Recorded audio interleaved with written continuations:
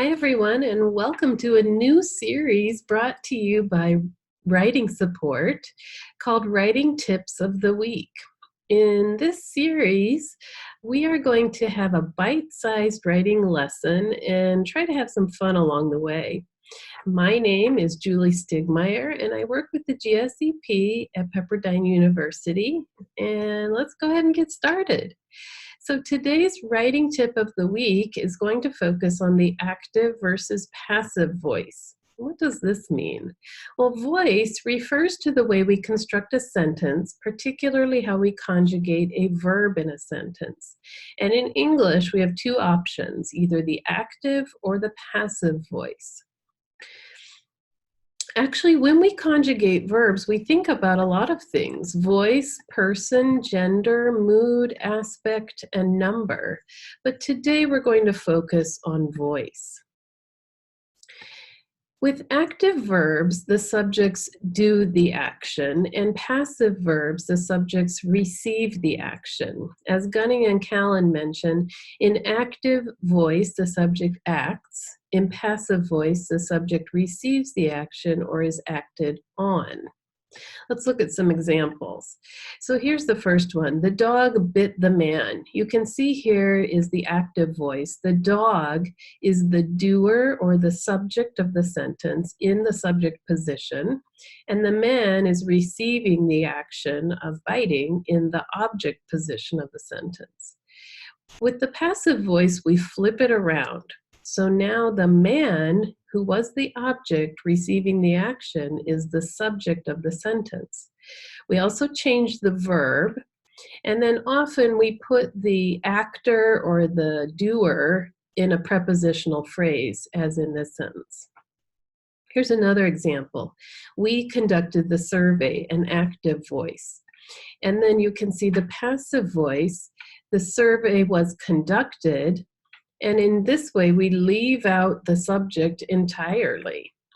And that is one option with the passive voice. Generally, writing instructors and manuals, including the APA manual, prefer the active voice because it strengthens your sentence by making it clearer and more direct, and streamlines your sentence by eliminating extra words. As Harry Shaw put it, avoid frequent use of the passive voice. Doers and agents are usually more appealing than those who sit still and do nothing. Let's look at some practice. So here's a sentence I'd like you to think about if it's active or passive. You can pause the recording if you'd like, because I'm going to go through this kind of quickly. This is the passive voice. What would the active voice be? Remember here, we flip the sentence around. We're going to make the boy the subject of the sentence, and she will turn into the object, her. So here is how the sentence would come out in the active voice. The boy admired her. How about this one? Is this passive or active? An improvement in quality was made.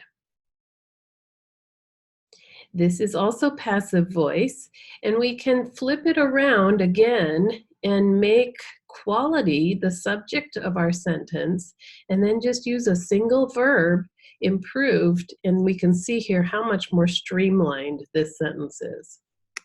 Now it's time for our mini segment called Did You Know? In this mini segment, we'll talk about spelling or usage issues.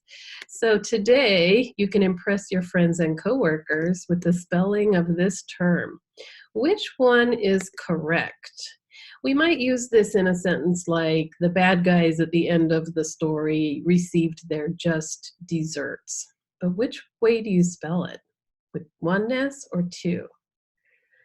Well, the correct answer is only one S, because it comes from the word or the root deserve.